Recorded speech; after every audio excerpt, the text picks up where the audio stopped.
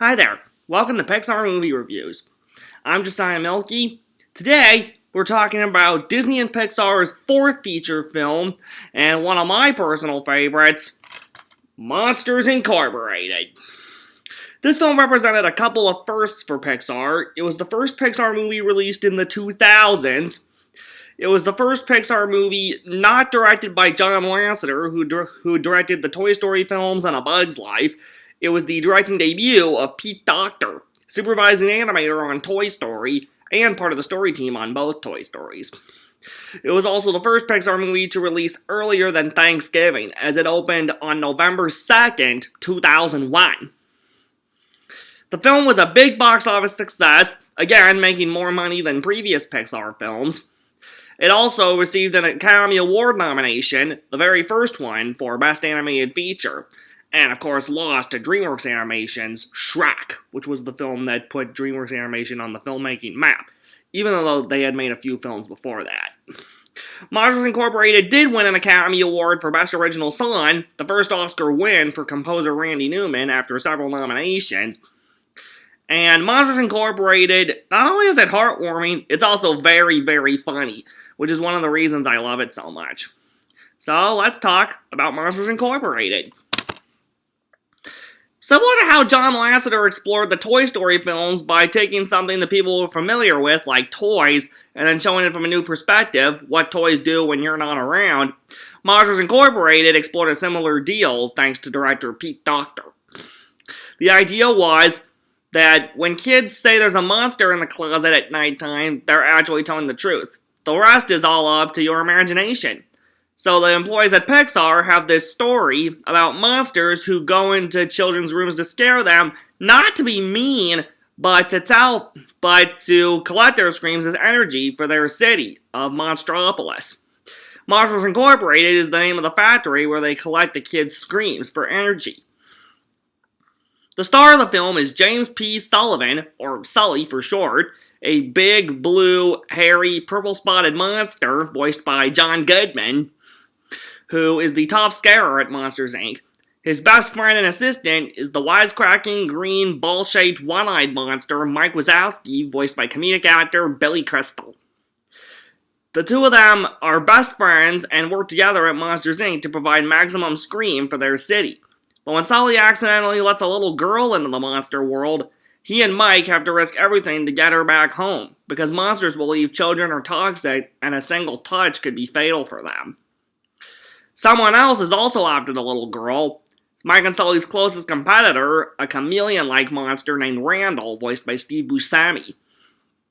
Sully and Mike have to risk everything to get the kid home and watch out for Randall. So, what's good, what's bad? Mostly good stuff here. Once again, a great voice cast headed by John Goodman and Billy Crystal. Mike Wazowski is actually one of my favorite Pixar characters because of how funny he is. An interesting story with Billy Crystal is he was originally offered the part of Buzz Lightyear in Toy Story and he turned it down, but immediately regretted it after seeing Toy Story. So when they offered him the part of Mike Wazowski, he immediately accepted. And he loves this character. He talks about Mike Wazowski all the time. Mike is definitely one of the funnier Pixar characters, and his relationship with Sully is very much that of Woody and Buzz. They're completely different, but they bounce off each other really well. I also really love Boo. Some people might find her too cute, but I think she balances the right amount between cute and sassy, and serves as a perfect foil for Sully and Mike. You've also got a great cast of supporting characters. You have Randall, the villain of the film. You've got a surprise villain in Waternoose, voiced by the late James Coburn. This was his first and only voiceover role in any kind of animation before his death a year later.